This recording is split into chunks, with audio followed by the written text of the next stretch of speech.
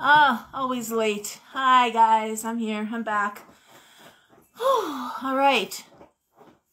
Chanda gave me this really cool camera holding, light fixing thing, light ring, whatever they're called, you know, and I got to playing around with it and lost track of time, and here I am still with my phone propped against some books on my coffee table. I will figure it out. How we doing out there? I'm gonna let people, oh my goodness, I think people already are here, actually.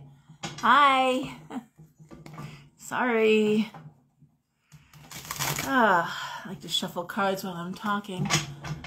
A meditative exercise for me. How we doing? Hello, Andrea, hi. Blessed you all. Blessed you all.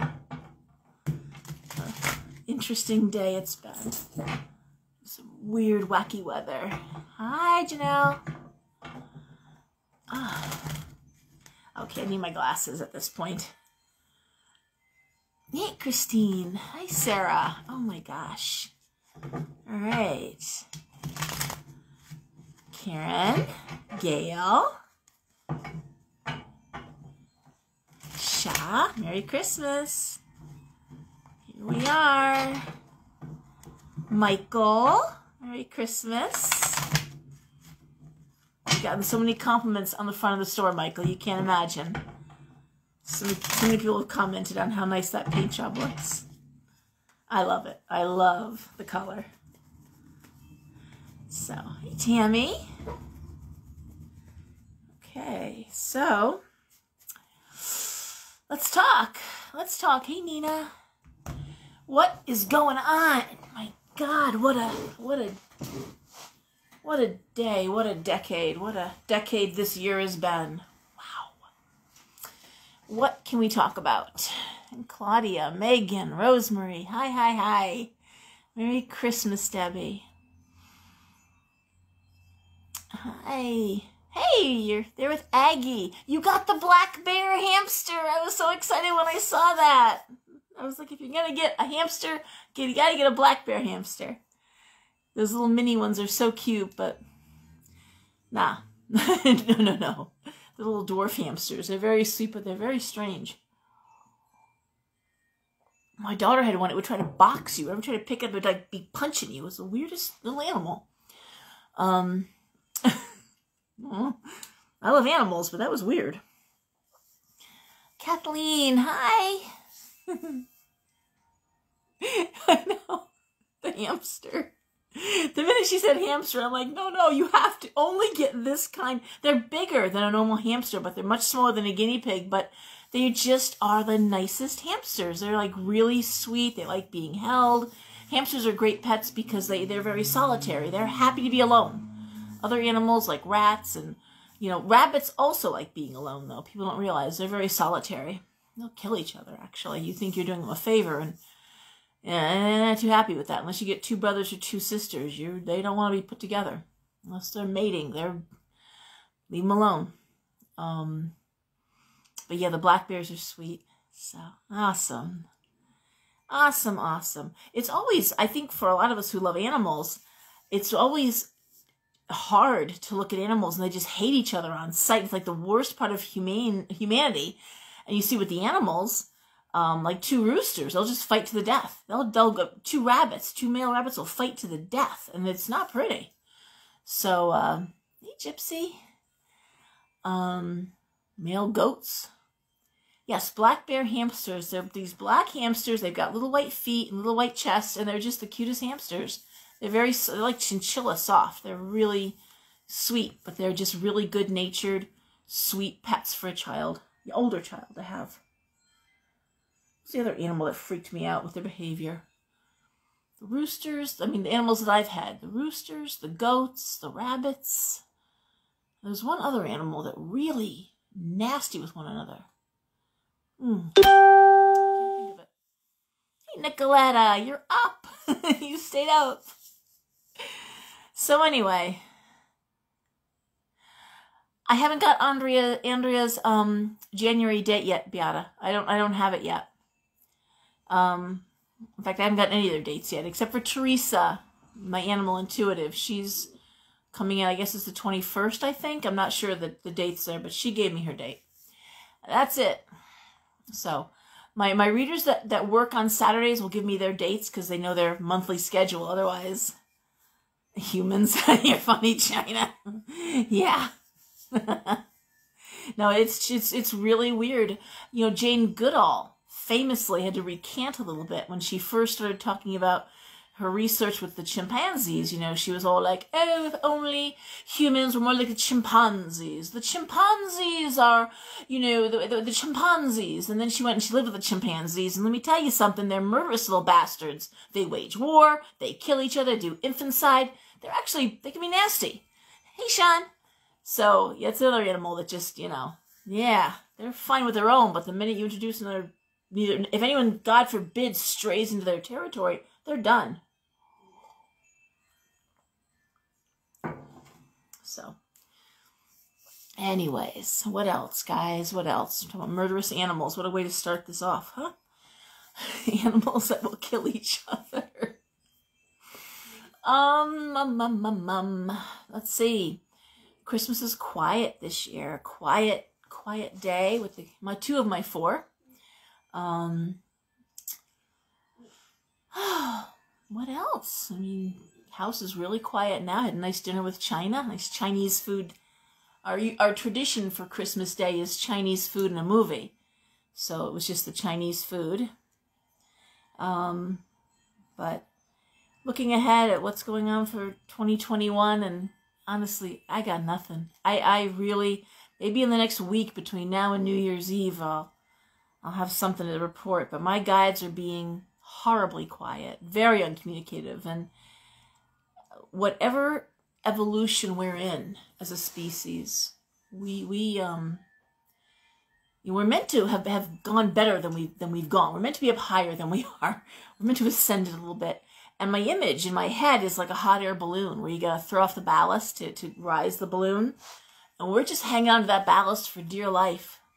You know, just sometimes I think about just the internet and how the whole world could be so educated. You know, we could give access to the very best educators, and the most wonderful information could be shared across the globe via the internet. I would love to see Bill Gates initiate that. You know, let's see free laptops and free PCs all over the world, and third world countries, and you know, the training, the education, law, and human rights, and medicine. It would just be so phenomenal, you know. And we just don't do it. We could put the money that we put into military actions, and our spending could be spent just doing so much good, you know. And we're supposed to have been by now. I can tell you that's been assured to me. We are supposed to have already been there. And we've just dropped the ball in a very big way. Our petty jealousies and our petty greeds and our not so petty greeds. You know, it used to be, I read Forbes magazine, and it used to be the annual millionaires list. And being a millionaire is no longer considered a big thing. Now it's being a billionaire, making the billionaires list. And think about what that means. I mean, you wrap your head around the money, and you're just like, oh my God, like that's a lot of fucking money, you know? Billions of dollars. Billions. You know, just, wow. And people have it. People have that kind of money. I mean, we read about some of the wonderful things people do. There was some Australian billionaire that bought like 700,000 acres of the rainforest so it wouldn't be developed. And don't get me wrong, people do good things. And I never want to be one of those people who only talks shit about rich people, because I worked at St. Luke's in Stanford, and I saw people from Greenwich and Westchester and Darien and New Canaan. You know, God, we had the CFO of Carolee Designs, who used to cook breakfast for our women's group, our women's shelter. He was there, you know, once a week making breakfast. Not just giving money, he did that too. God knows they did that too. And what a great story that was. I don't know if you, I am fascinated, and again, Forbes does this every year, but when they do their billionaire list, they do it with a scale, and it's based on whether or not you inherited the money, you know, it came up from nothing, you know, where it fell, like how easy was it for you? I'm not thinking properly of the wording, but there was this one guy a couple years back. He was from Turkey, and he came with his mother, and they had, when they came here, something like $500 to their name. They landed in New York, and he was all of like 16 years old. He immediately got a job as a dishwasher. And he said he knew he was going to make it big, that this was the right place, because in one day of working as a dishwasher, he made as much money as he would have made in a whole week working back home. And he worked, and he went to school, obviously high school, went to university, college, and he became an engineer, went to work at this company where they manufactured bumpers, bus bumpers, right? And the company was in trouble, you know, going into it, years into it. And he bought the company, and he turned the company around to where it now, I forget, I think he was building a new plant as of a couple of years ago, but he had like some 30,000 employees. The average employee makes 30 grand a year. That's average salary. And he still remained a very humble person. Another great story, and that's my stories. I love that rags to riches stuff. I like stories about people who came up from nothing and really did something, and then they're giving back. Those are my favorite stories in the world. One story was this man whose family owned a brewery from the 1800s. And he was a kid, graduated high school, and they told him, like, don't even think about coming into the family business. We're barely making payroll. We can't pay you. You know, go get a job, you know. And he said, no, I'll work for free in the family business. And he learned everything from working the forklift to, you know, cleaning the place to you name it, you know, packaging, everything. And when the microbreweries and the craft beers came out, he was poised. He had to move on that, and he had the space and the ability to go in a big way. And he turned the company around. I mean, hugely around, to where they were not just making money, they were making big money. And here's making me nuts. And he still, as of the interview, which was like 3 years earlier, was still driving the 1972 Dodge Dart, or whatever, you know, gold Dart that he had always driven around in. And but his daughters were taking care of like the growth through the internet, and you know, but just those are the stories. I mean, I'm amazed by those stories. People that come here from other countries and work so hard, or people who are here from this country. He was from this country, you know? It was his family business that was going bankrupt and wasn't expected to survive. So, I don't know. Those are the things that make me think we can all do better, you know? They inspire me. So, let's see here. What's going on? Teresa. No, they're being very quiet. The guides are not talking. Hi, Abby. Hi, Karen. Yeah, Poppy. I just washed her face, and she's still all stained up. I did scrub her with, like, I even trimmed her little eyes. I trimmed all around her. She was so good. So good on top of the washing machine. I want to see who's out there. Okay.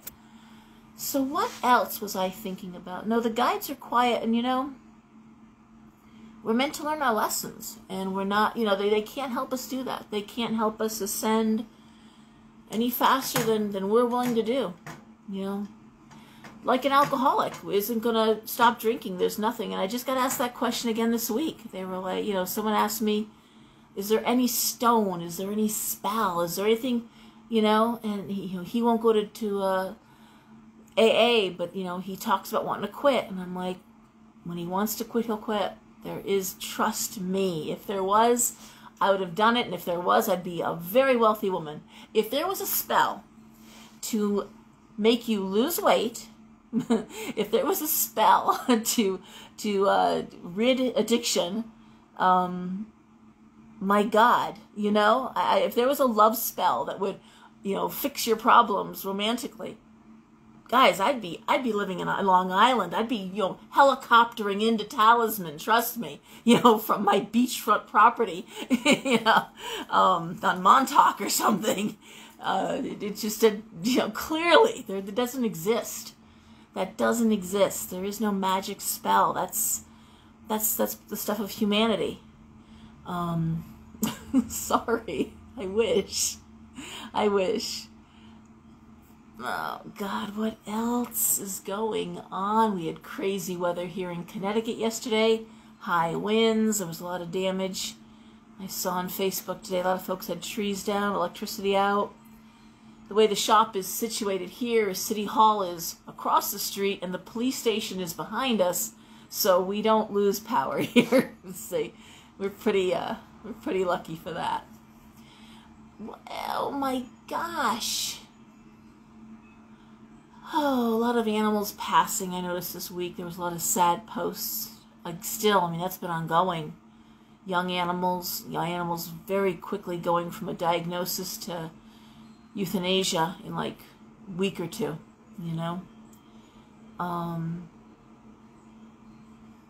But people, I guess it seems like people are starting to really get their priorities in order, though. I think that's a big part of it. Hold on 1 second while I just look at some comments quick. Yes, it has.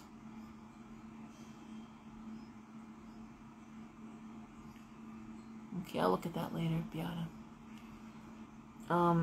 Yeah, the courts are rough. Anybody who's going through a divorce, anybody who's going through any custody issues, anything like that, it's been brutal. It really has. A lot of delays. Greta, hi. So anyway, what's where I was.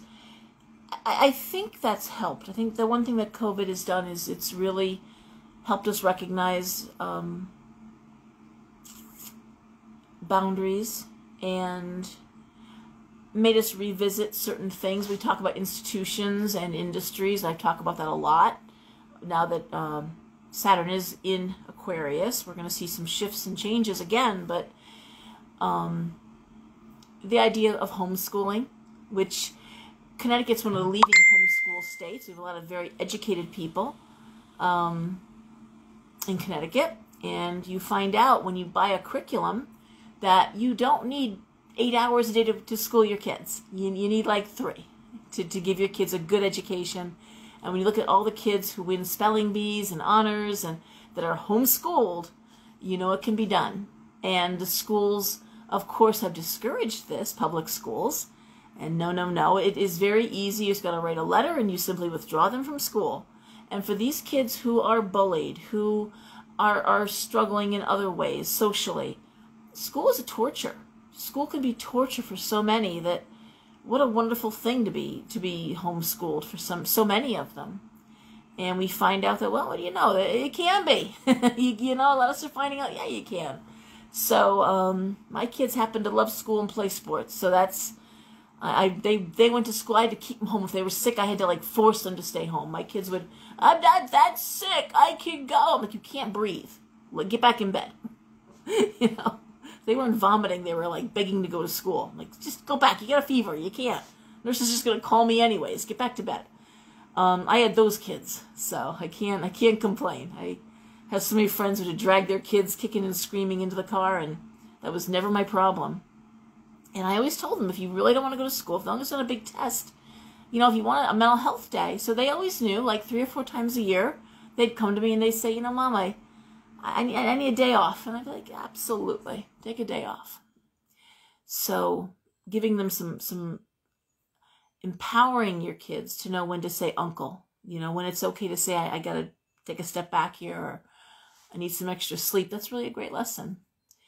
And it's a challenge to know when you're enabling your kid and when you're empowering your kid. That's, or sticking up for your kid or protecting your kid. Where those lines are very hard. I think COVID's helped us with some of that. I really do. I think we've been forced to slow down and look at how we do things and ask ourselves, why am I doing that? Why do I waste my time on that? Or why Why don't I pay more attention to that? But be clear about one thing, though. Public schools are tied into real estate, in case you ever wondered.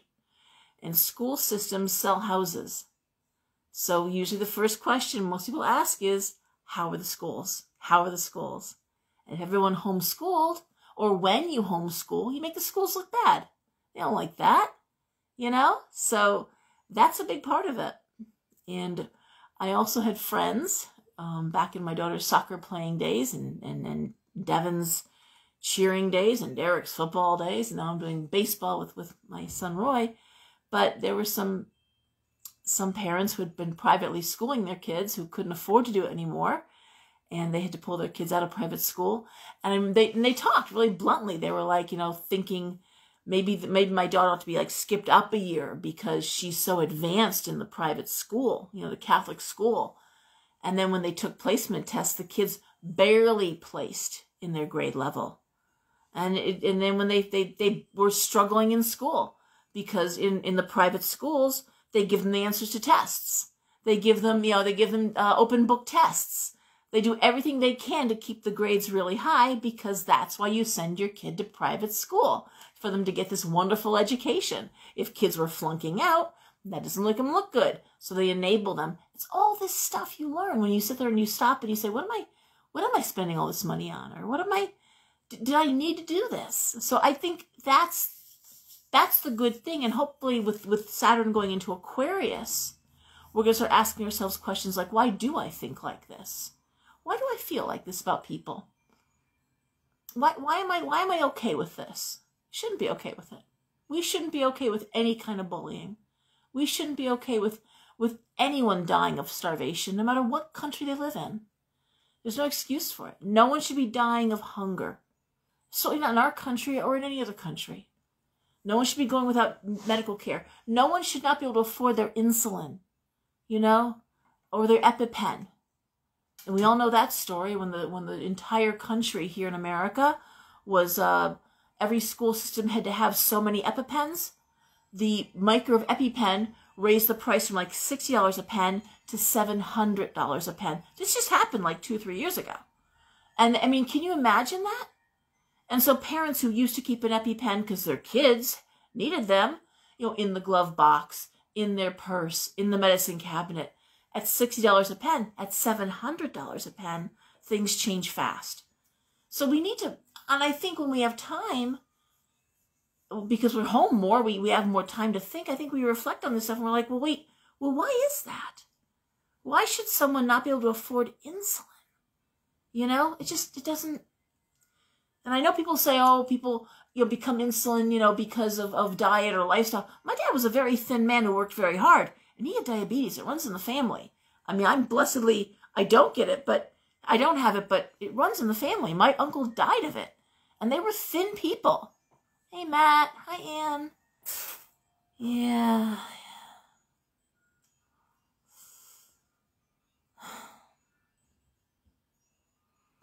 Anyway. So that's what's going on. I just, one of the things I was thinking about today, and I had some time to finally think because I have been working till 12:30 in the shop after everyone leaves. And there were lines in the store yesterday. I'm so grateful. Lines in the store. And all week long, and then actually all month long, it's been busy. But after everyone leaves, I have to clean, unpack boxes, straighten the shelves out, and then, pouring candles for the past couple weeks now. We go through roughly 300 or 400 bayberry candles. Never mind the new moon candles or the full moon wishing powder, the stuff that we make in-house. All the Yule incense packaged up, that all sold. Oh, hold on. I'm looking at comments here. Yes. Yeah. And it's not like, like somebody wants to take food out of your mouth, okay? It's not like, you shouldn't have. But it's like, how do you sleep at night knowing that you have generations are paid for? Like your kids never have to work. You've got so much money that your kids, your grandkids, there's just money for them. And yet I'm not gonna lie. I think about, oh my God, I don't like her, so I always remember her name, but Nancy Pelosi. I'm sorry. I think about her. She has 3 houses. I think she's Donald Trump's neighbor, one of her houses in Florida. But she drives through her district, and it looks like, if you look at San Francisco, it looks like a third world shithole. And people, I was looking and really looking in this and trying to be like, am I being objective? Am I being fair? But people who were traveling there, that was a tourist attraction, a tourist spot. San Francisco's a beautiful city. I've been there. It's been a while. My brother was saying, Laura, you wouldn't want to go there. He was there 10 years ago. It was bad. But how long has Nancy been in Congress? How do you reckon with that? You drive from one of your beautiful homes and you drive past people literally, like living in the street and shitting. And I was reading some Swedish tourists were saying they went there. They were afraid for their lives. They never left their, because they didn't want to go on the street. They didn't want to walk down the road to do sightseeing because it was just awful. It's awful. So, of course, $600, you're going to hand us a pittance like that? You know, oh, man. Hey, Kat. Yeah, it is hard. And I understand capitalism is all about, like I said, coming in with nothing and then, you know, my God, making something of yourself. But then, you know, these people that did that, they were job creators. They really, you know, like I said, the CEO of Costco famously told the stockbrokers, he's like, I'm not balancing the budget on my workers' heads. I'm not doing that. And, you know, and then you've got, you know, Bezos doing GoFundMe for his part-time employees to have medical benefits. You can check that on Snopes. It's true. You know, how do you reckon with that? How are you so rich and you're okay? Walmart? How are you okay with that? Only hiring part-time so you have to insure anybody on medical insurance. Good God, they could buy medical insurance in a group plan, just Walmart alone, and set their own rates. Because it's a numbers game, you know? That's why big companies can afford to give you better insurance, because they have so many people that it drives down the price. That is what Obamacare was supposed to do. Everyone's got to get insurance. It'll drive down the price. And the insurance companies were like, oh, but no, it's not, you know. Cha-ching, baby, you know. Just like with the EpiPen, you know. Oh, you all got to carry our pens? Excellent. We're raising the price 700%. There you go. Cha-ching.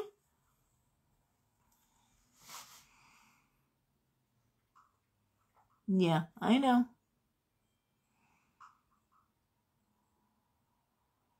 The problem, Kat, is that it's not a COVID bill. If it was just COVID, but we know it's not about COVID. That's the problem. You know, that the bill should have been just for the stimulus and the relief just for COVID related.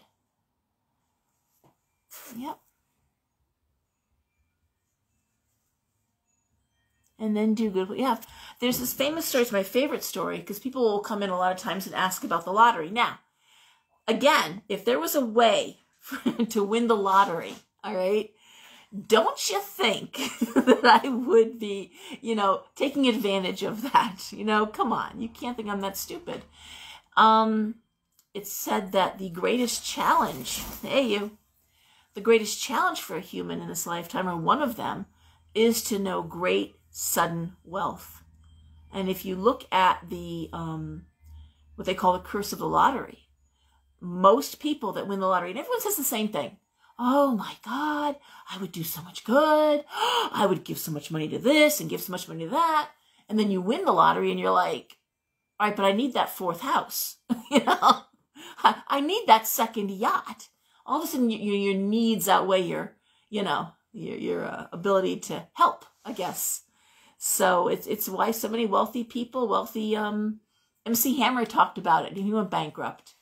And then someone said, how did you go bankrupt? You were top of the charts. And he said, I had advisors who were like, you should buy a Clydesdale farm. Okay. You know, you have an entourage and everyone's got to get fed. Everyone's got to get housed, but that's your entourage. And as soon as you don't need to feed or house them, they're no longer your entourage. So, you know, it's like that. What are you doing? Do you have something to say? Some wise words, Orlando? Huh? Yeah. Kiss, kiss. Get him on there. I think you guys like watching him better than you like watching me sometimes. So, anyway. What was I talking about? The lottery, winning money. I don't know where I was going with that. I was going someplace good with it. But it's, there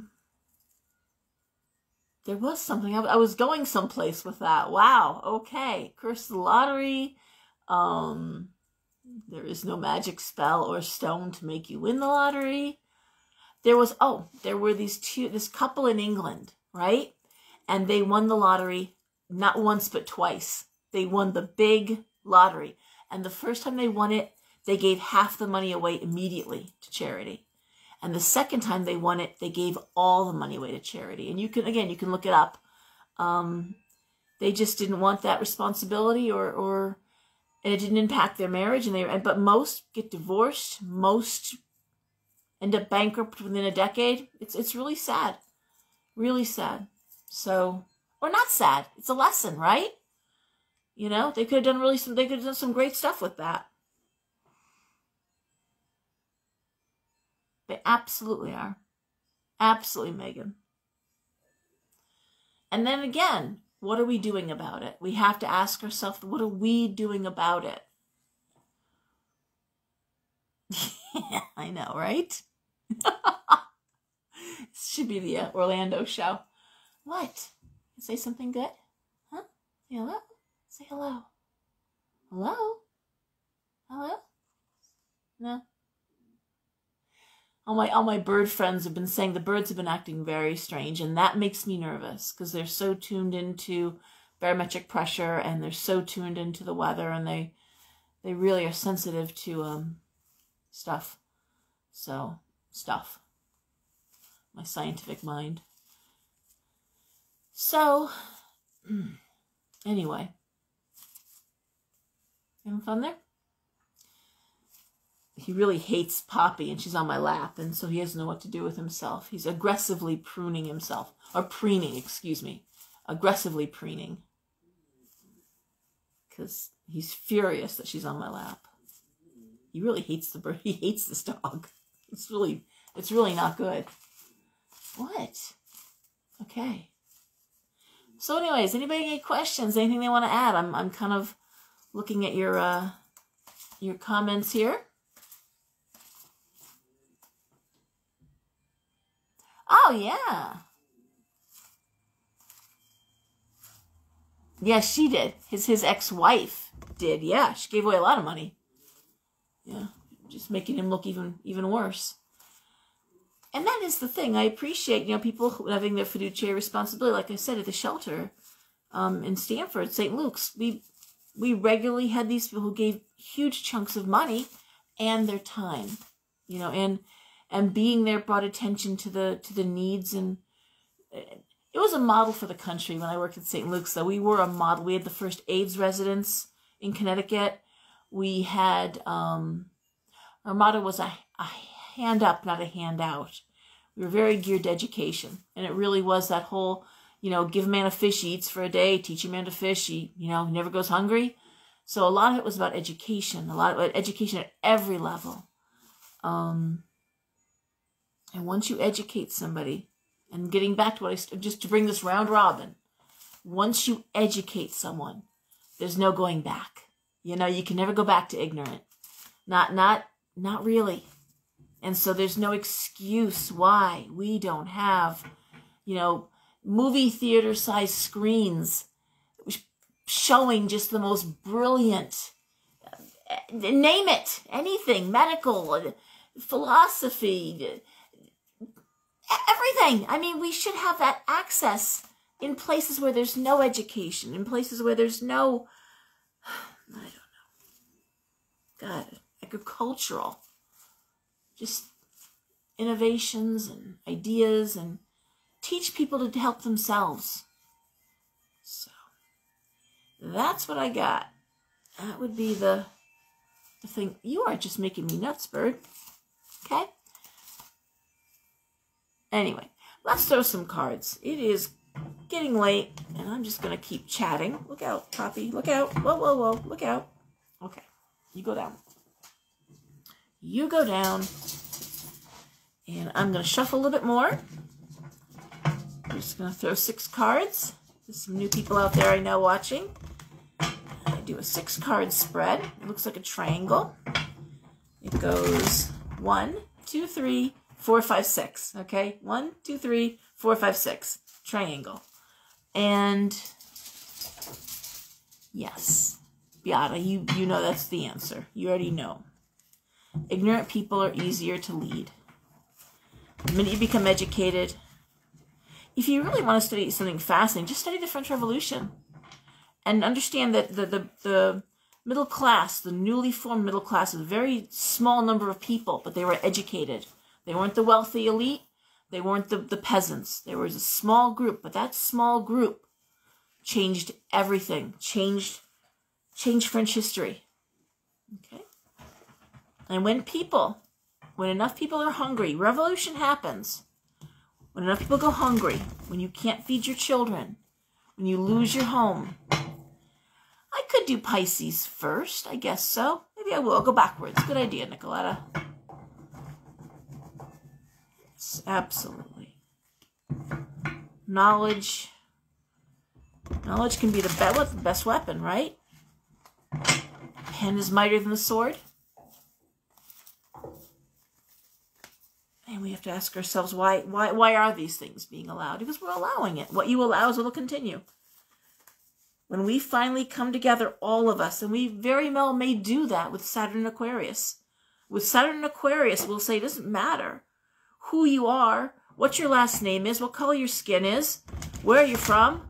What matters is we're all Americans, and we want things to change. And we're going to change them. We're going to force them to change. Until that day happens, we're still in that hot air balloon, hanging on to our baggage, saying, no, can't let go of this, can't let go of that. Can't risk it, too risky.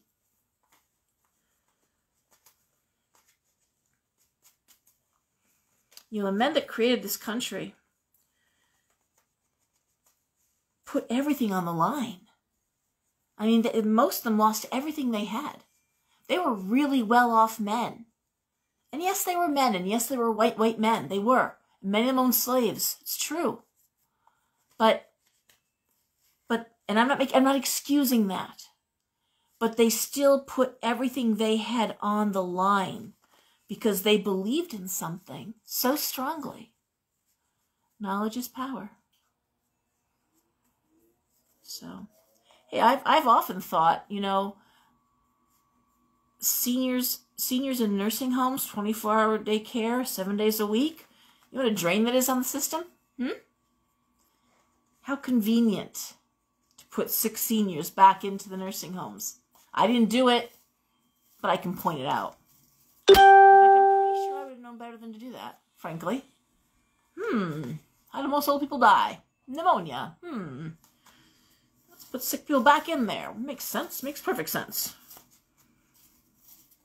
Could go wrong with that plan. So when they're talking about death numbers in this state, you should remember that 60% of the deaths in this state happened because sick seniors were put back into nursing homes or convalescent homes and got everybody else sick. And that's where most of the deaths had come from. So, yes, I've often wondered if that wasn't a way to thin the herd that way. Instead of draining the swamp, we're taking out our most vulnerable and our most needy and our most helpless.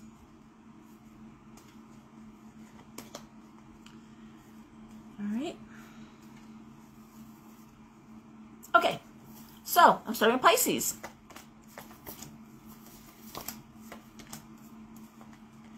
All right, Pisces. This is just our short-term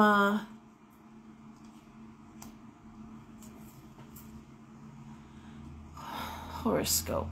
All right. Strength reversed is the first card. Two of Wands reversed. The Three of Wands reversed. Ace of Coins, Emperor reversed. King of Coins reversed. Well, obviously, the Ace of Coins is a great card. Thanks, Beata. I see your comment there.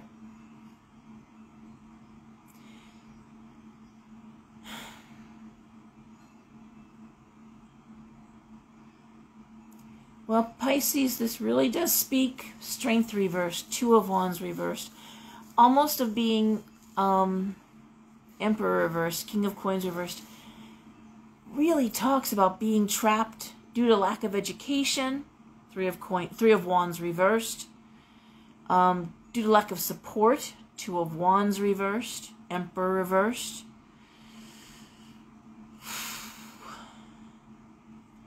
Either trapped in a job, in an industry where they just don't care, they're not supporting you, not being paid enough. The card, the Ace of Coins is here though, and the Ace of Coins indicates that, I'm trying to think how I want to word this. I'm just going to throw one more card attached to that Ace of Coins. Five of Wands. Okay, that did nothing. It really speaks to a struggle. How do I make more money? How do I grow? How do I leave this place I'm in right now? The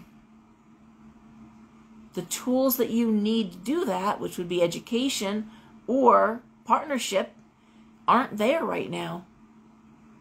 In addition, it looks like people aren't being responsible around you. And it's the same argument over and over and over again, and yet there's the money. There is the money. You know, the Ace of Coins is the best money card. So I guess what I'm going to say for Pisces is this is about getting off the hamster wheel, getting off the track you're on. Because it should be there for you, but you're stuck in a cycle of thinking that really isn't allowing for growth. You also could be attached to a person or in an industry where they just don't care. They don't want to be responsible. There's an absolute lack of responsibility in terms of leadership, whether it's at home or it's King of Coins reversed, Emperor reversed. Same argument over and over again, the Five of Wands. Seven of Swords. It's a negative environment. And you know, knowledge is power. Money can also be power though, because you can buy yourself out of this too. But I'm going to say the negative self-talk, Pisces is really good for that. You know, no one convinces a Pisces that they're helpless better than a Pisces. No one gets down faster, spirals down or circles the drain quicker than a Pisces who's their own worst enemy. And the cards are being really clear that it's right there in front of you, but you're not seeing it. You're not seeing the forest for the trees. Okay, Pisces? And again, I'm a Pisces too. And it has felt that way for me, that I'm missing something big and it's making me crazy. I feel that way myself, that there's something that I'm just not seeing clearly. And I just, for the life of me, it's like when you got a song stuck in your head, but you can't think of the lyrics. So you can get the melody, but you can't think of the words, or it's just so frustrating. And that's exactly what it's been like. All right, Pisces. Not sure that helped anybody, but all right. So Aquarius. Aquarius, we have the Seven of Cups. We have the Ten of Coins. We have the Seven of Coins. We have the Knight of Cups reversed, the Five of Swords reversed, and the Queen of Coins reversed. And I always say when the conjunct signs, the readings are often marginally different, but not that different. Seven of Cups, I don't know what to do. Seven of Cups, just what am I doing? We see the 10 of coins and the 7 of coins. Those are great cards. You know, 10 of coins is usually money in real estate. Money attached to real estate, working out of your home, buying a home, renovating a home, selling a home, but it's all good in terms of money in the home. But the 7 of coins is asking how, and I'm going to say possibly Aquarius, it's how can I make money out of the home with the 7 of coins lying next to those cards. But then I see the Knight of Cups reversed, the 5 of Swords reversed, and the Queen of Coins reversed.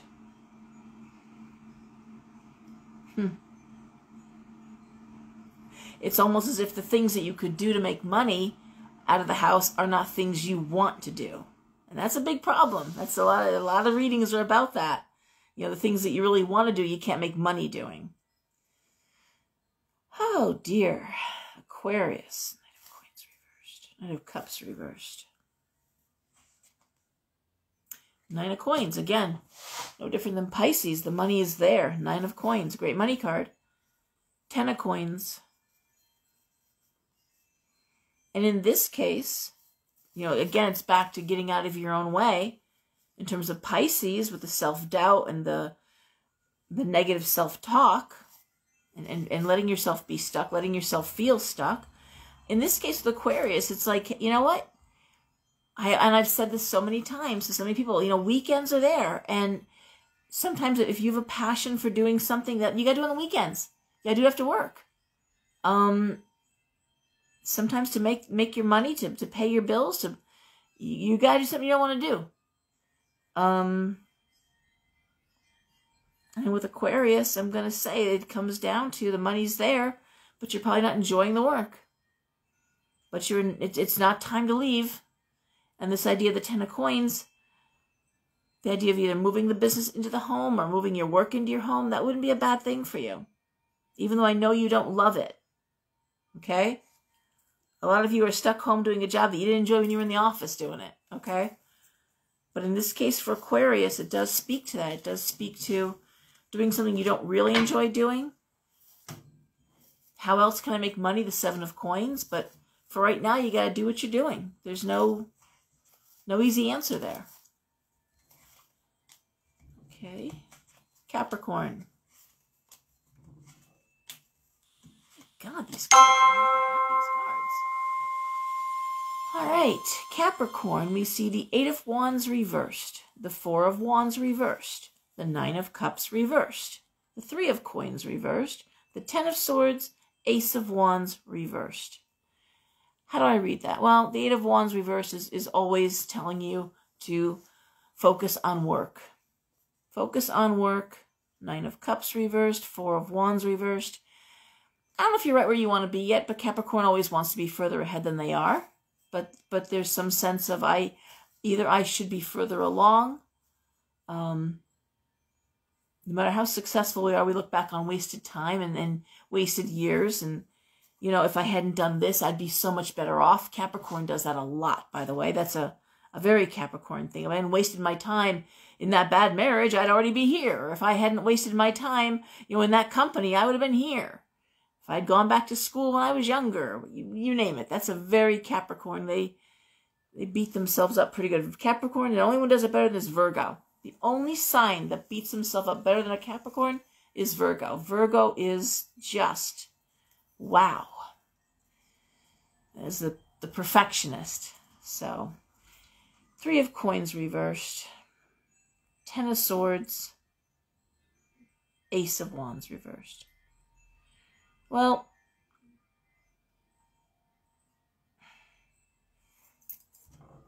one more card.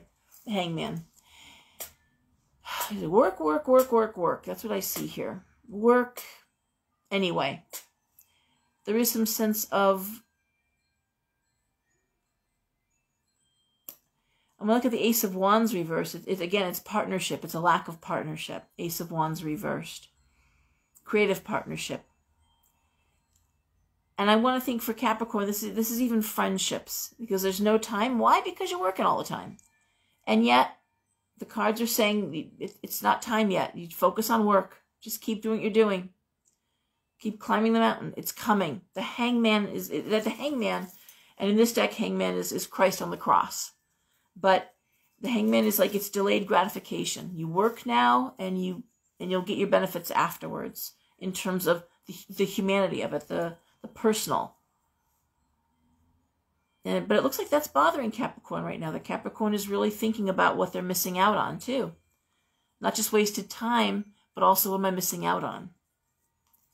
You know, work, work, work, work, work. Who am I working for? Who am I doing this for? You know? And those are good questions to ask, by the way. But the cards are being clear. Just keep doing what you're doing. Keep doing what you're doing. All right?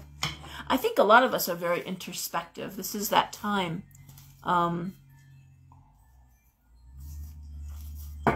This time of year between Christmas and New Year's, where we really reflect back on our life, our year, our life, and say, man, if I zigged when I zagged, if only I had, why didn't I get out of that marriage? You know, we all have those points in time.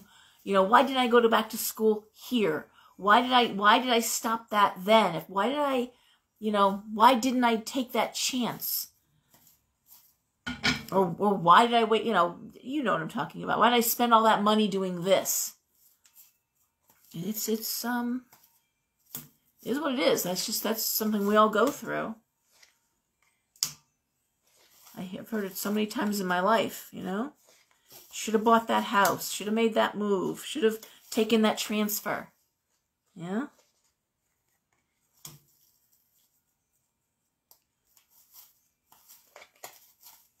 Sometimes it's a person that you didn't take a chance on. Let somebody go that you really should have given a little more time to. Kathy, you guys never get breaks. But, you know, if any sign would understand the concept of delayed gratification, it is a Capricorn. That is kind of their MO. You know, you get your dessert after you eat dinner. You get a vacation once a year. They understand the concept of well, they're very compartmentalized. Most Capricorns are very compartmentalized. So they can do that sort of. It's a very masculine thinking thing, but then it's a masculine sign, a masculine planet. Yeah. And Aquarius does that too. Compartmentalizes. They can cut it off.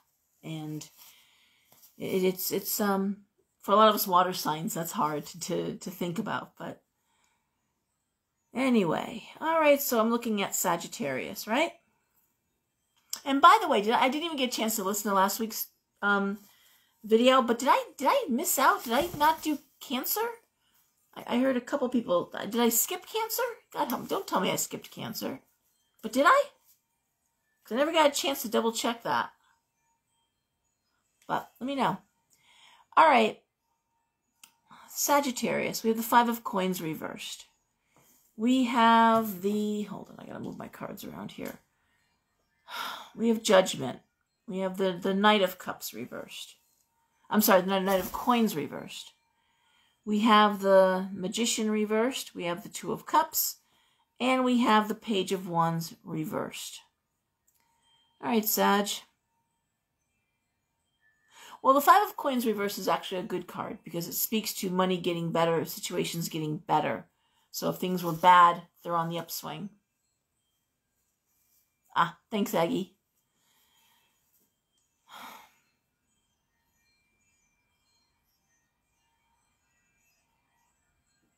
I'm just looking at these cards.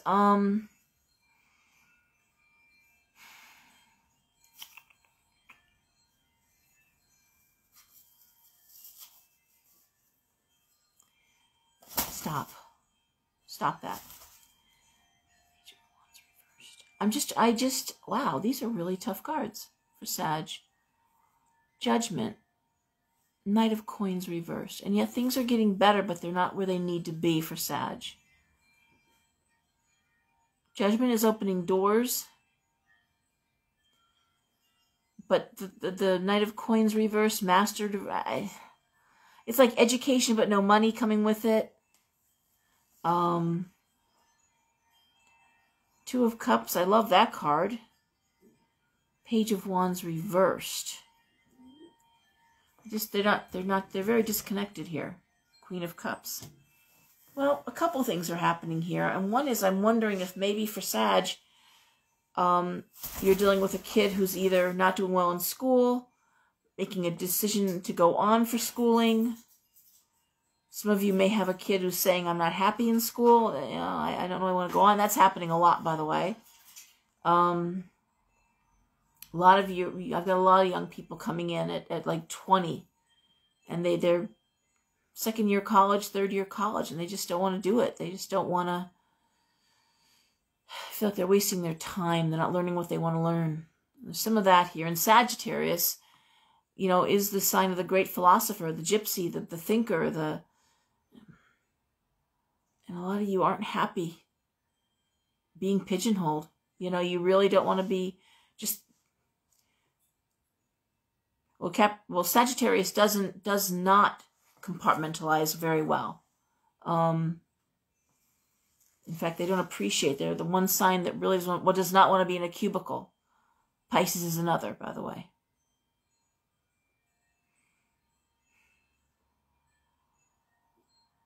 So I want to say, if it's either speaking to a child for Sag or Sag themselves, this idea of wanting to move forward, opportunities to move forward, but the money isn't attached to it. It's one of those things like do it now and get paid later. Do it now and get the acclaim later. And the other thing is you may have a child that's saying, I'm wasting my time here. I'm not happy. I don't want to do this. It seems to be more attached to school than to work. I'm looking at, you know, the Page of Wands reversed, the Magician reversed. I'm seeing the Queen of Cups. I added a card next to the Two of Cups. And that's suggesting if your kid is coming to you with that, maybe they need to take a, I'm going backwards, Janice, so I'm only on Sag now. But maybe, you know, it's like, maybe the kid does need to take a gap year. Maybe the child does need to, a little time off. Feeling stressed, feeling overwhelmed, feeling like they're not going anywhere with it. I've had these past couple weeks I've had more than a few that have been like the only thing worse than wasting 4 years in a school. You know, I mean, 2 years in a school is wasting 4. I don't want to waste any more time doing something that I know I'm miserable at. So there's some of that here for Sag. This idea, though, of things getting better. You know, 5 of Coins reversed. But it's almost like additional advancement comes without recognition, without money coming in. It's like here, you know. It's like getting a new job, and it's great. You got a new job, but then they start throwing more stuff at you, and they're like, we can't promote you yet, but here, you know, you're doing a good job, so, you know, here's more. Yeah, or again, and I will say this, if you do have a child coming to you saying, I'm not happy in school, I don't want to do this anymore, I want to take time off, it does look with the Two of Cups there that you would be in agreement, that it would be okay. You'd understand that. All right, don't force your kid to be someplace they don't want to be, especially if they're acquiring the debt that goes along with it. What, you know, better to have 2 years of debt than have 4 years of debt, right? Right. All right, Scorpio, you're up. Scorpio. I see the King of Cups. We have the 10 of Cups reversed. We have the Queen of Wands. We have the 6 of Cups. We have the Lovers reversed. And we have the Page of Swords. Well, the first thing that jumps out at me is having to go someplace you don't want to go. Having to go home. Having to go someplace you don't want to go. Because of bad news, because of something, you don't want to do it. Now, why do you have to do it? I don't know. I'm looking at these cards. King of Cups. Queen of Wands. Those are great cards for 2 people. 10 of Cups reversed, not being happy at home. Going home. Lovers reversed. I mean, some of you may be breaking up a house. Some of you may have a kid moving back home. That's here too. Page of Swords. You may have a kid who's going through a divorce. You may have a kid who has to come home for whatever reason. That's the first thing that jumps out at me. Parents who have a kid returning to the nest. Probably due to a divorce, probably due to some sort of problems in a relationship. Plain and simple, that's how these cards read for me. I'm going to throw one more card. Wheel of Fortune reversed, bad luck. It does seem to be more about emotions than financial. Not about the kid not able to work or earn money.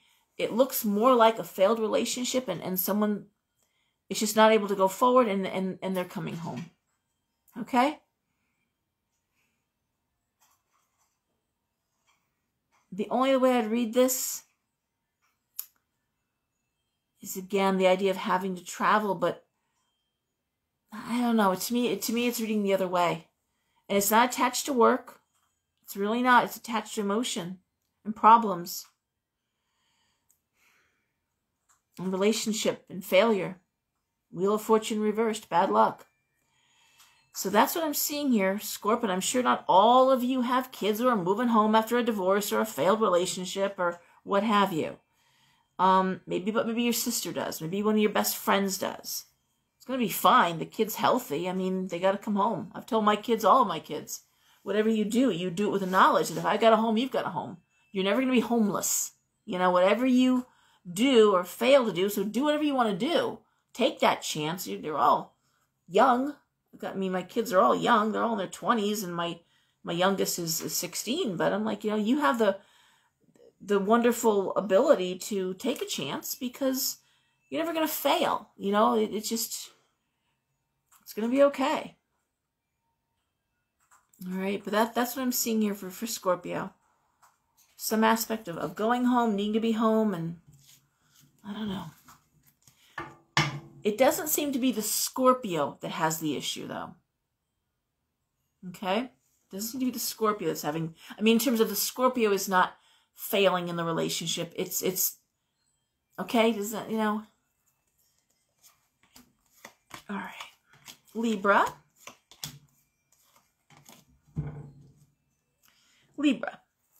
We have the Hermit reversed. The Three of Cups reversed.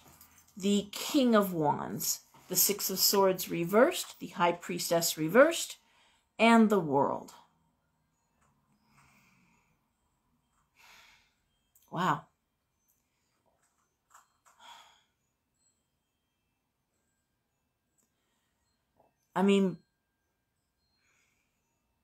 Wow. So, the Hermit reversed is choosing to be alone. Hey, Rapid, hi!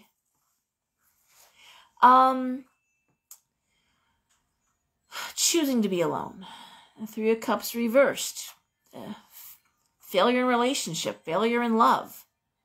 King of Wands. Again, that's career. That's creative energies. The Six of Swords reversed. The High Priestess reversed. And the World.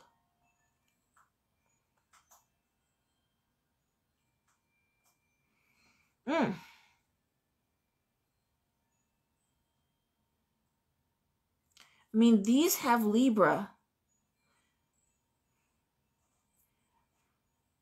I would say almost thinking about transfer, like thinking of big move, thinking of relocation, not able to do it right now, but waiting for an opportunity in work, King of Wands, to like make that big move.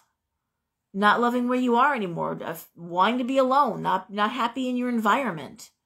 And really, I've advised a few people of this, again, over these past few weeks. It's interesting. But I've said, when you go for you've thought about leaving Connecticut. Yes, I have. I'd like to leave Connecticut. Okay. Does your job have offices out of Connecticut? Yes, they do. Okay. The next time you have your review, next time they're reviewing you, performance review, tell them. Well, I've mentioned. No. Mention. Actually tell them. Tell HR. If there's an opening, I will take it. I want to go. They're actually glad to hear that, Happy holidays. Tell them that if an opening comes up, you want to be on the list of people considered. Because a lot of times companies are really happy to fill these positions in-house. They like not to interview. It costs a lot of money to interview. And so if they can do it in-house, they will make a note of that. But you've got to actually say it and then follow up in writing. Send a memo, send a message, send an email. Again, repeat, I would really love to take a transfer. I'd love to be in the, this office or that office or whatever. But make it clear. Let them know. And then when that opening comes up and that goes across it, they're like, oh, wait. Susan said she wants to go. Or, Bob said he'd love to transfer. Let's see, You'll be the first one considered. And that's a great thing. Okay? So Libra, if you're ready to make that big move, if you're ready to, and it really does look like you're tired of being where you are. You're ready for a change. This idea of being isolated and, yeah. Not sure where you want to go? Make it clear. Let the opportunity come to you. Let them know that you're open for, if you don't know where you want to be, but there's a few different choices, just let them know. I would take a transfer. I would be willing. Put me on that list, okay? Libra's ready for some changes. All right. Virgo. All right, Virgo. I went backwards, rapid, so I just did Sagittarius. I'm sorry. All right. Virgo. We have the Page of Coins reversed. We have the Fool. We have the Eight of Coins. The Star. The Nine of Swords reversed, and the Two of Swords reversed. All right. Well, Page of Coins reversed is usually news of money delays. Pages bring in news, and it's coins. So we have the Fool, and we have the Eight of Coins. So the Fool is the desire to move forward. And the Eight of Coins is certainly being motivated by your work, enjoying your work, feeling inspired by your work. The Eight of Coins is in this deck, and I'm not working with the Talisman Tarot. Sorry, I always do. It's just I'm on a smaller space. I need smaller cards. Our deck is beautiful. It's oversized though. And the Eight of Coins is a spinner at the wheel. She's feeling motivated and she's feeling inspired by her work. The Star. I always say the Star and the Sun are your best cards. Nine of Swords reversed, End of Anxiety, but it all comes down to the Two of Swords reversed, and that's making a difficult decision. The Fool is like, time to take a chance. And it does seem to me like this is about leaving a job that maybe, when I look at the two cards together, the Page of Coins reversed and the Eight of Coins, and the Fool, makes me think it's choosing between a paycheck and a fresh start, okay? And again, the Two of Swords, rock in a hard place, but choosing rock or hard place. What's it going to be? Are you going to stay in a job that has security, but,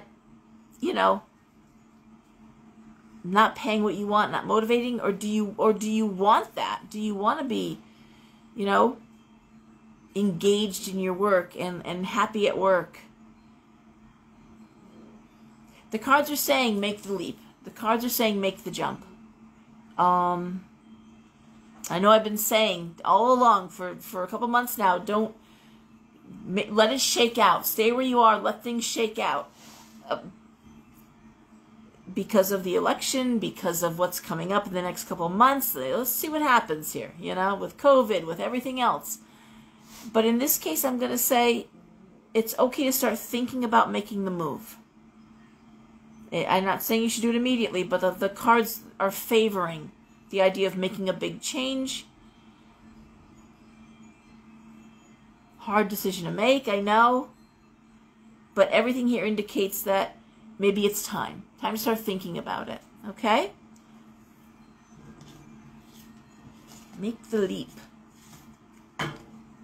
Well, start thinking about it, okay? But if you're faced with a choice right now, go with the inspiration, okay, Virgo? Go where where you're feeling motivated and inspired, and not just like you're there for a paycheck. Okay?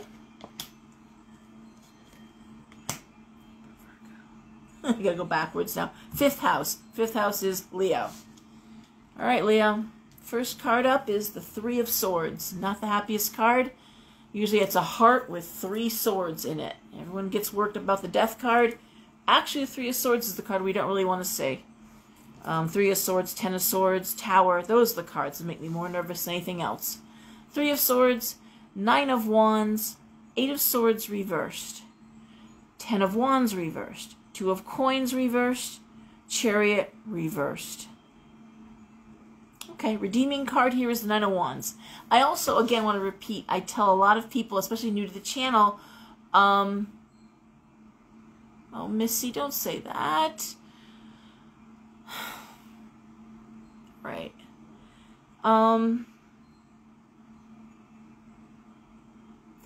Anyway,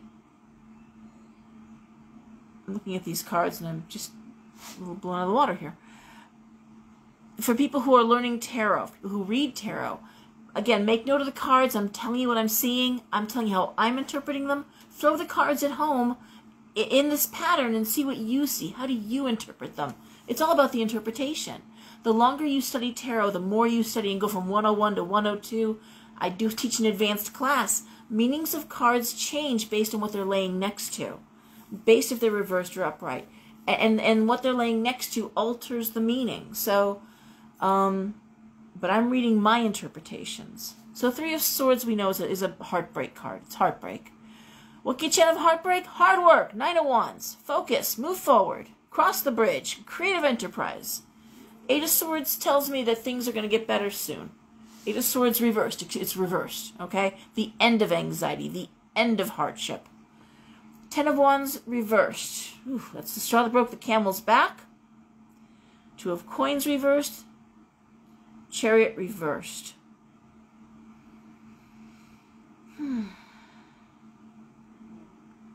Straw that broke the camel's back. The 2 of Coins reversed is usually a good card. The Chariot reversed. 6 of Coins. I will tell you, I think that maybe you've been distracted, Leo.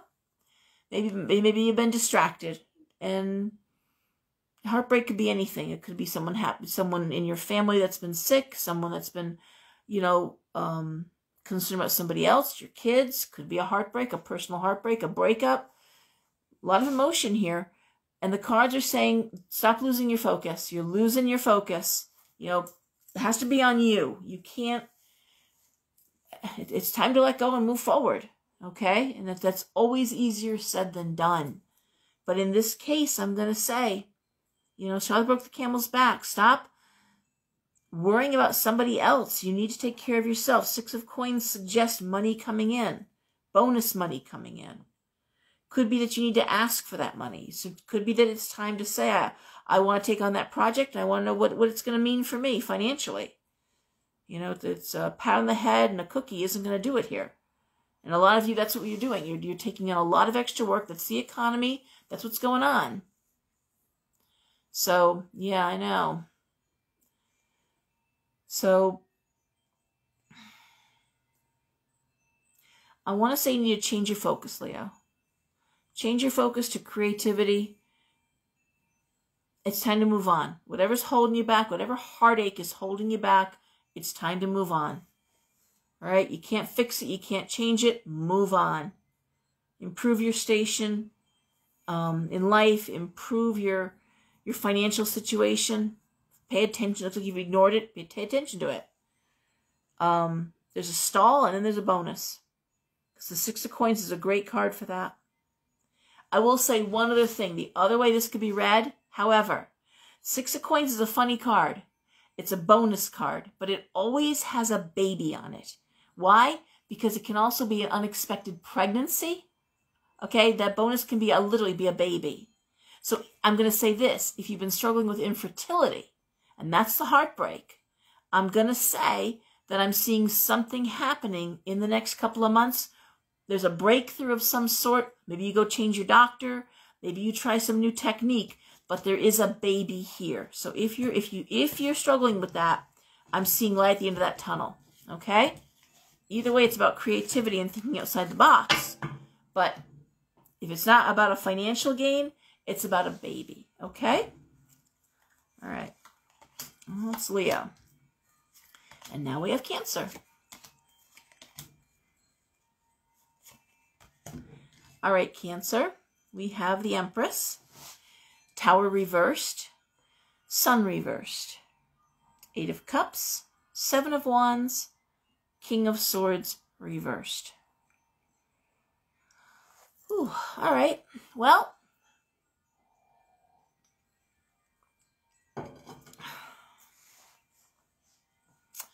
the Empress is the matriarch. The Empress is usually the female head of the family. I'm looking at the Tower reversed and the Sun reversed. 7 of Wands, 8 of Cups, 8 of Cups, 7 of Wands, King of Swords reversed. I mean, my first brushstroke with the King of Swords reversed, I don't like that card because the King of Swords reversed is usually an abusive male. It can be someone who's very mean with their words, a bully. Tower reversed, Sun reversed is that speaks of divorce, okay? That speaks of leaving home, next to the 8 of Cups. It could just be, yeah, I'm done. With the 7 of Wands here, it makes me think of a student might be maybe escaping home with the mother's support, okay? Leaving home, 8 of Cups, to go to school. It may just be this is how you're getting out of a bad... And I can't tell you how many young people I know who want to get back to school or who can't wait to leave for school because there's someone in the family, whether it's a mother or a father, in this case, looks like the father, that's just making life miserable at home and they can't wait to get away. Okay? And it's really sad how many young people, 16, 17, 18, or some of the kids that are stuck at home with college because of college being virtual, that are miserable because they want out of that house. Empress reversed. Tower reversed is choosing chaotic change, chaotic endings. Sun reversed is validating that. The 8 of Cups is leaving home. 7 of Cups is education, student, learning. The King of Swords reversed. That's how I read these cards. I'm reading these cards as somebody who's, or somebody, I'll tell you the other way, it could be a woman who is with a man who's abusive, who's now looking for, and it happens a lot. Their children are too young, but they're going to school. They're getting their degrees, their whatever training, so they can support themselves and leave. Okay? I'm going to be negative here for Cancer, but this idea of being able to support yourself through education and leave and get away from someone who's, you know, in this case, the King of Swords reversed. We see plenty of the Queen of Swords reversed, but in this case for Cancer, this is more about getting away from a negative masculine energy, okay? Or the need to do that.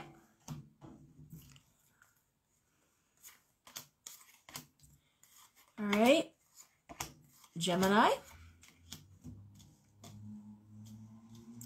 Gemini, we start off with the Queen of Swords reversed, the 4 of Cups reversed, the 4 of Swords reversed, the 5 of Cups reversed, the Page of Cups, and the Ace of Swords reversed. Now, ironically, okay, what would I say about signs that are conjunct or often similar readings? Broad brushstroke, this would be the opposite of that. That'd be a female who's very difficult, manipulative, vindictive, Queen of Swords reversed. I'm looking at the Page of Cups, usually a child. That's usually a child card. Anxiety, not knowing what to do, not able to move forward. Speaking of, this could very well be a father who's staying in a bad situation for the sake of the children.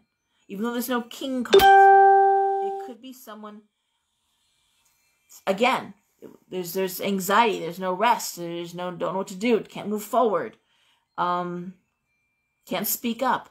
It could be a child stuck in a situation with a mother who's very difficult. It could be someone who, and I have lots of dads that come in and I'll read the cards and I'm like, wow, I mean, it's like you're counting down the days, and absolutely. My wife's an alcoholic.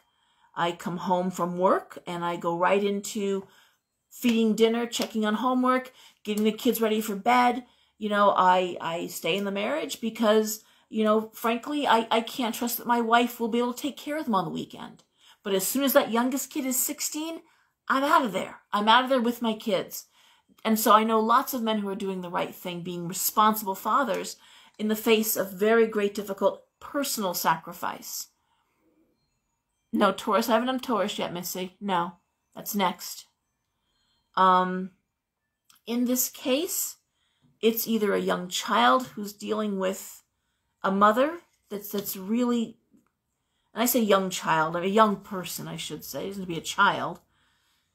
That's really trapped in a bad situation with, again, and the holidays bring it out, don't they?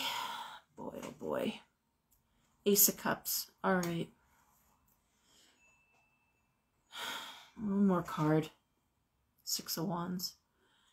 Again, it's this sense of being trapped right now, but Six of Wands has promotion and has the ability to get out. And that's what this is about, is it's coming. If you're feeling trapped, you won't be trapped much longer, okay? It's the opportunity to leave is in front of you, okay?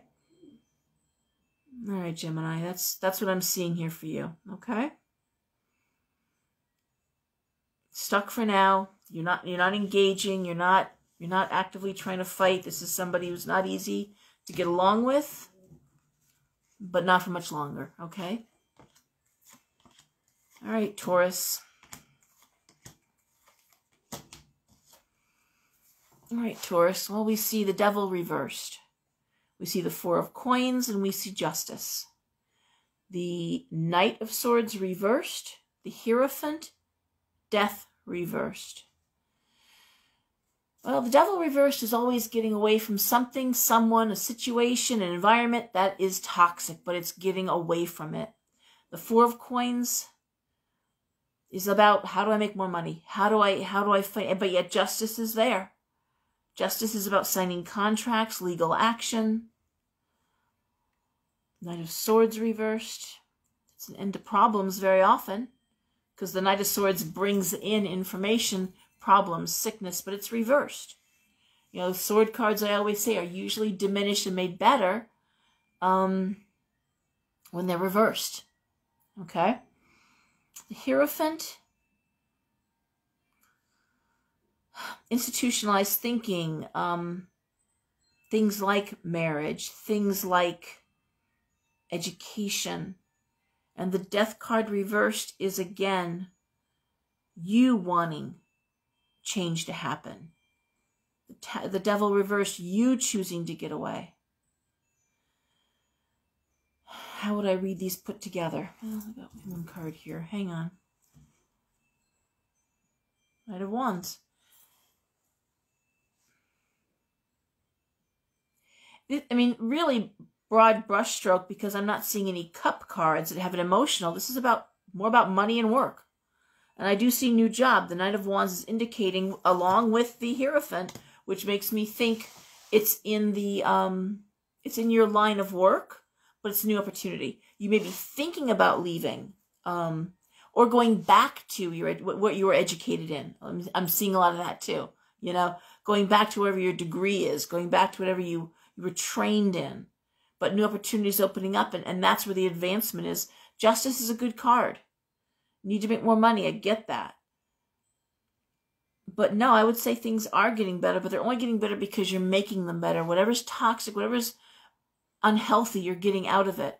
It feels like you're getting out of it like an animal escaping the tar pit.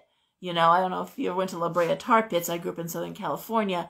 It was one of those places that fascinated me because they have all these big resin dinosaurs, and And again, the actual tar pits, but they showed how these animals got stuck, and you know, how animals would come to try and prey on the animals that were, you know, yelling for help, and then they would get stuck in the tar. And I remember it just came alive for me, you know, it really did. And they had fossils there, and it was just one of those places that just, I was one of those dino geek kids anyway, so I don't know, that just really resonated with me, is how stuck we can get. That's a great analogy for these cards, actually.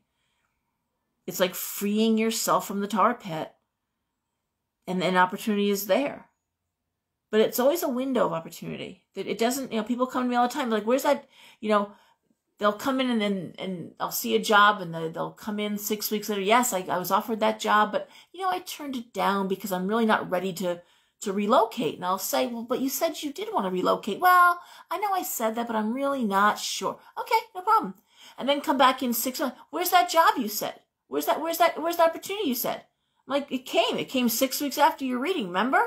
Like, well, I wasn't ready then, but I'm ready now. I'm like, but that's when the door opened. You know, you can't, it doesn't just stay open, you know, while you're thinking about going in or out like a cat, you know, in, out, in, out, in, out. It doesn't work like that. Doors open and they close.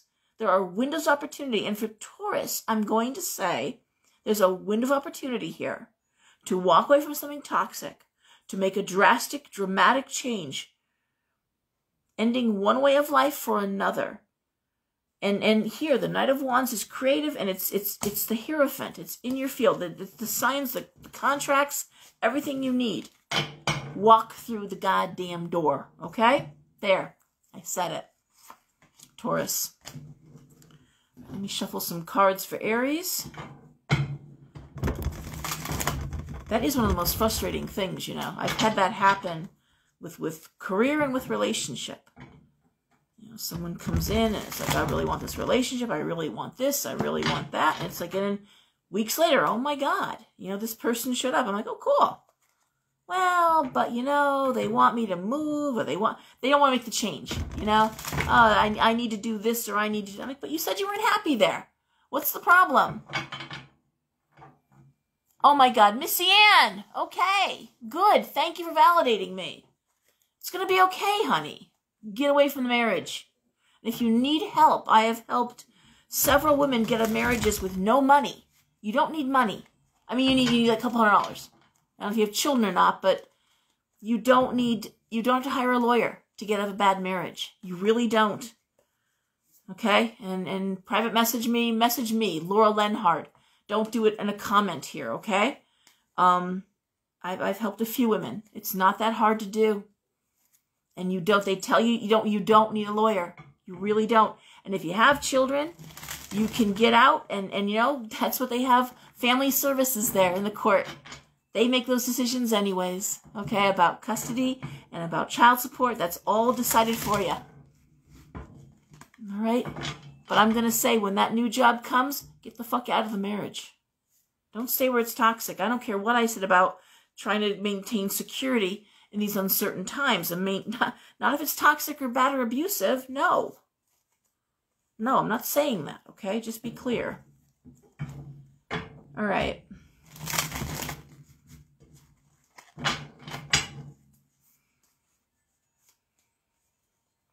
You know, don't stay where you're not appreciated. And I'm just going to add one more thing to that, because this was something that's bothered me forever. It's happened in more than a few readings. It's one thing to have a toxic spouse. Okay, that's bad enough. But when your own children are working against you, when you've got your own kids that are calling you names, you come home from work or belittling you, in some cases abusive, the fuck you doing? I have women, and I'm not, again, it's not about judging. I'm genuinely asking, what the fuck? I ask him, what the fuck you doing? What are you doing here? You got a man who's filed bankruptcy more than once because they weren't paying the bills. You know, you have kids who are abusive and miserable and mean. You know, what are you maintaining a home for? You know, I don't understand that. Why are you staying where you're not appreciated or being abused? What are you looking for? What is the problem? I can tell you this. In both my divorces, I heard from both men, when I'm done, you're going to be in a one-bedroom condo in Bridgeport, or one-bedroom apartment in Bridgeport. And I was like, I was fine. I lived there. You know what? I was happy those years. You know, they were a struggle, but I was still happy. You know? I have yet to see the Taj Mahal that I would want to stay in with somebody who was not making me happy. You know, 80-20 rule. 80-20 rule. You can't be happy 24/7. That's not even realistic, and that's mean to expect someone to make you happy 24/7. But 80% of the time in a marriage, in a career, you know, you should be pretty happy. You should be feeling like, yeah, I'm good. And yeah, 20% of the time, you know, it can suck. But when those numbers start going down, 70-30, 60-40, 50-50, and then going in the other direction, that's when you got to look at your life and say, the hell am I doing? And, you know, if you've got grown kids, and I'm talking about in their 20s, early 30s, still living at home, you know what? Bye. See ya. Take care of yourselves. You see what life is out there in the big world without mom or dad around to be abusive. You know, I'm not responsible for their problems. At some point, everyone's going to grow up. And I've never, ever, and maybe that's, I've never believed the bad things anyone said about me or tried to drag me down. I always knew I was better than that.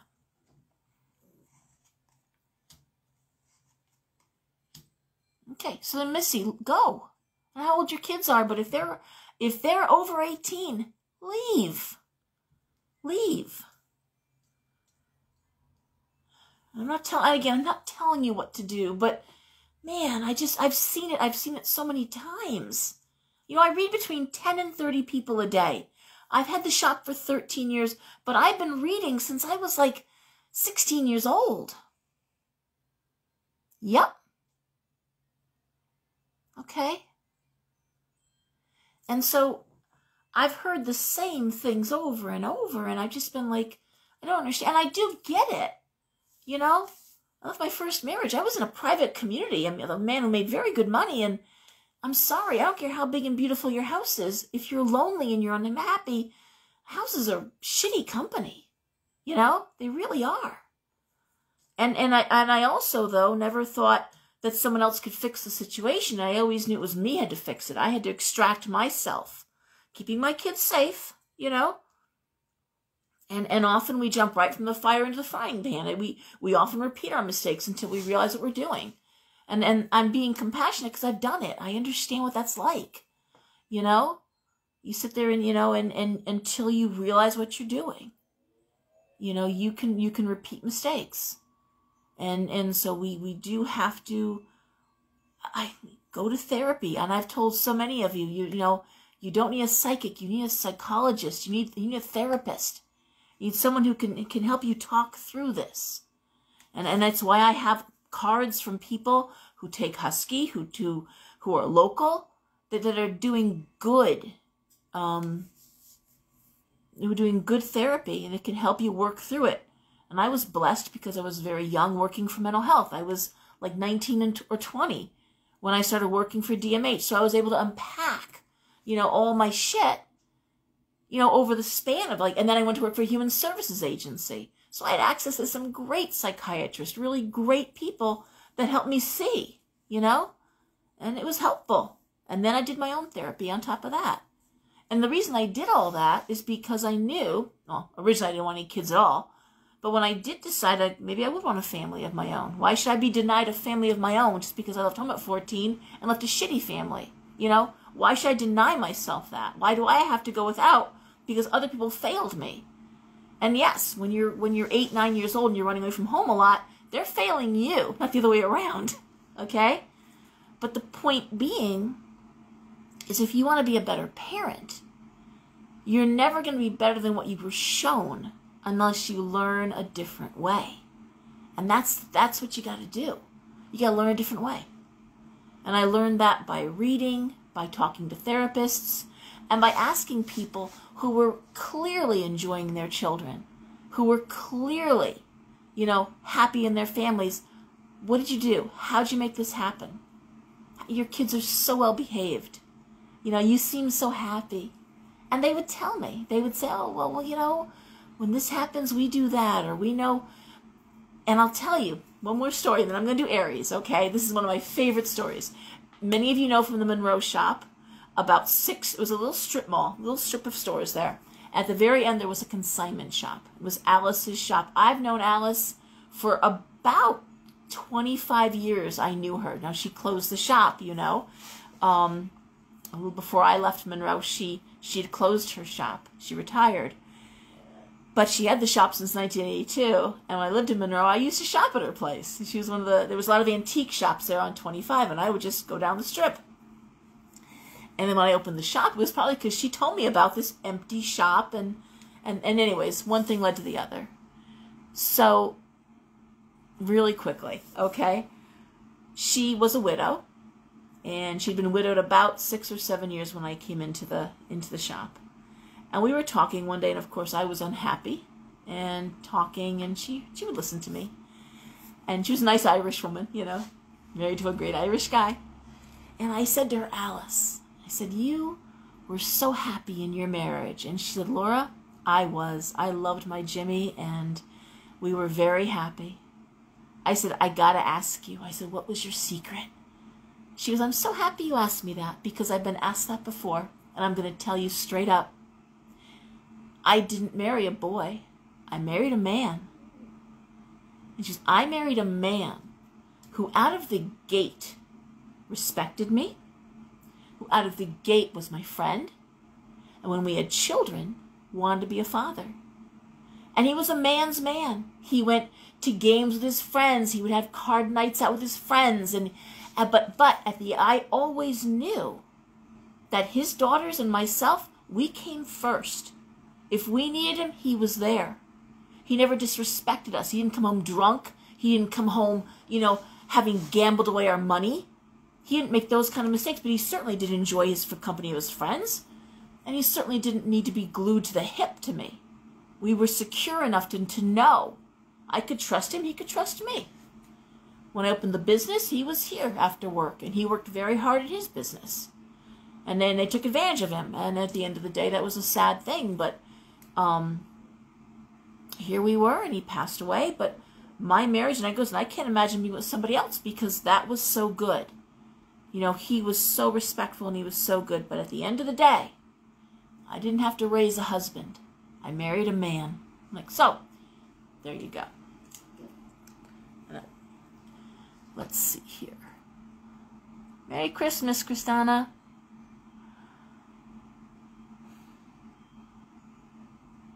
Yep. You have to identify what the problem is, though. You have to identify the problem. And often the problem is yourself, you know, that what you allow is what will continue. And it's hard. Believe me, I know it's hard. I hate the word lucky, Stacy. I say it all the time. I get so, oh, you've been lucky. Oh, you're lucky. No, you make your luck. Trust me. There are some things that put you ahead a little bit, but no. I'm sorry. You make your luck in this world. All right. Aries. Let's do it, okay? Because I can just keep talking forever. So, you know, let's just move forward. Aries, we see the moon. We see Temperance, and we see the Queen of Wands reversed. The Emperor, the Four of Wands, the Page of Coins. These are great cards for Aries, and what a great way to end this. So the moon is things hidden. The moon is usually, sometimes it's mental health issues, but it can be delusions, but it's often things are just hidden. We don't have the answers right now. We see Temperance, and we see the Queen of Wands reversed. The Queen of Wands reversed is the female workaholic. This is somebody who is all about work. We see Emperor, which is the business world, and the Four of Wands, which is advancement. The Page of Coins is bringing in money. I'm going to say broad brushstroke is, you know, fake it till you make it. You make your luck, yes, Stacy, but in this case here, all the answers aren't there right now, so you work with what you got, okay?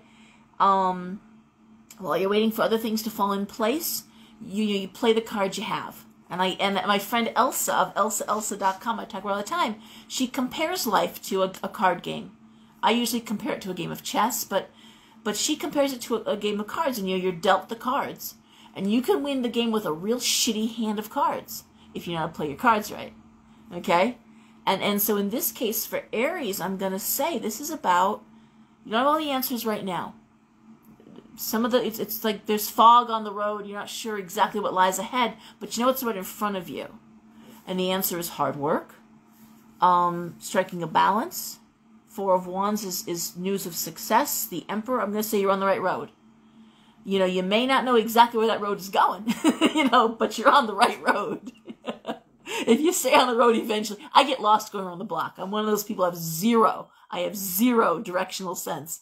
But I always know if I'm on a main road, eventually I'll find, you know, some landmark, you know.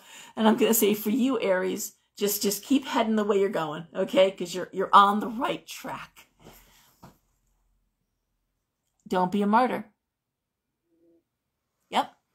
I have started over twice. I have dug myself out of 2 freaking financial holes, as well as having left home at 14. And, yeah, you're right, Rapid. It doesn't get easier as you get older. So cut your losses. And I want to say, too, hey, Janelle, good. I'm glad. The only thing worse than wasting 10 years of your life is wasting 10 years and a day. And nothing's ever a true waste. You're welcome, Janice. If you're happy, you know. I remember talking to my therapist with my first marriage, my first divorce. I went into therapy before I did that because someone said before you end a 14-year marriage, for the God's sake, go get some therapy, go talk to somebody, and make sure. And so I did. And she said, why did you stay so long? And I said, well, because, you know, I've got 3 children. And she said, that's a perfectly acceptable answer. But now that you know, you can move forward. You know that you're not happy. You know things aren't changing. And so if the only thing you can change is yourself, you know, just like earlier I talked about the woman that came in and said, you know, is there any spell for an alcoholic? Is there any way to, you know, no, there's not.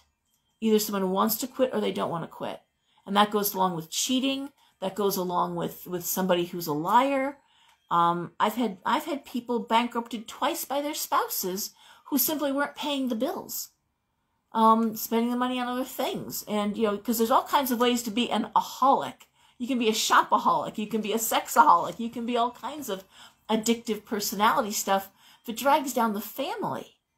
You know, it drags down, you have to stop it. You know, that's like having a hole in the rowboat there. You can bail all you want to, but until you fix the hole, you're going to sink.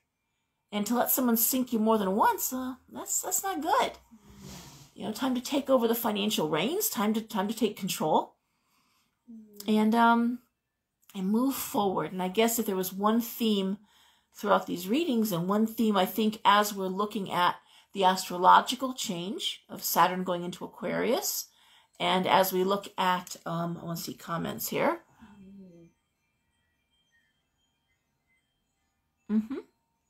Right.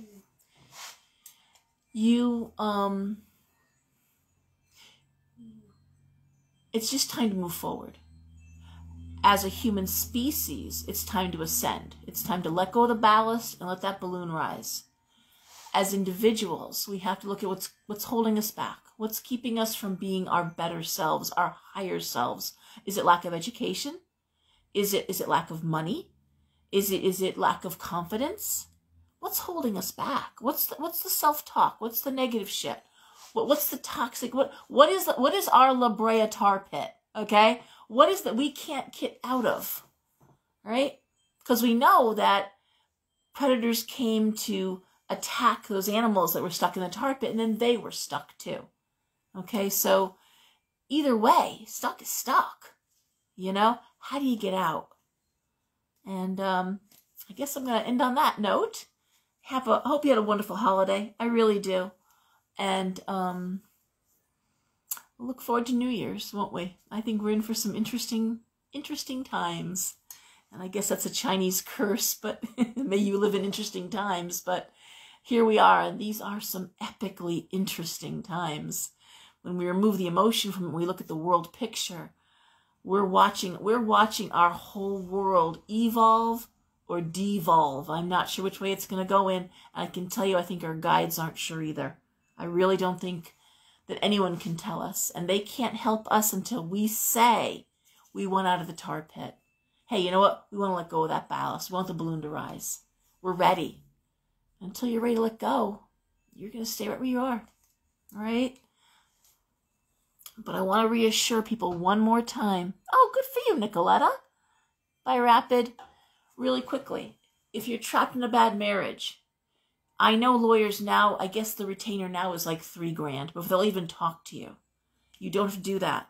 Okay? Come talk to me. Message me. I'll help you. I've helped 3 women get out of really toxic, bad, abusive situations with no money, and they're divorced.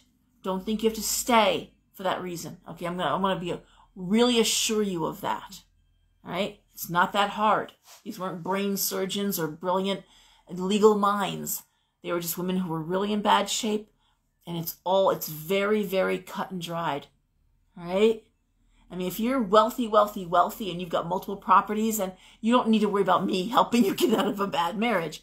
But if you're at that point where there's no money and you've got nothing, and you're renting, and okay, we can get you out of that. All right, guys. Please, we're never that stuck. Ask for help. As Pina says, you got to ask your angels, ask your guides, ask your higher power. I'm ready for a change. Help me get out of this mess. Okay? Happy holidays, and please, everyone, behave. Get some sleep. Good night.